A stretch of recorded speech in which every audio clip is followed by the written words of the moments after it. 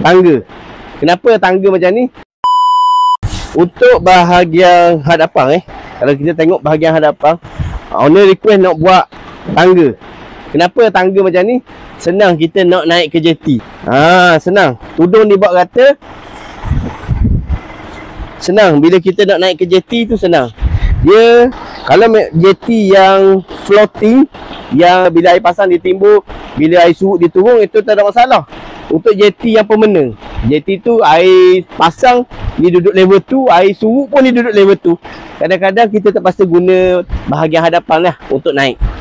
Okey, untuk body ni, kalau tuan-tuan berminat, boleh mari dekat Cairo Fiber. Yang bestnya untuk body spec pelancong macam ni, dia bukan setakat pelancong, dia boleh jadikan boat untuk sport fishing, boleh bawa pemancing-pemancing. Yang ketiga, bolehkan jadikan boat kargo sebab dia boleh letak barang-barang. Untuk bawa barang ke pulau, boleh letak atap, bumbung kayu di bahagian tengah ni. Okey, so itu saja dari saya. Berminat untuk dapatkan boat, Roger.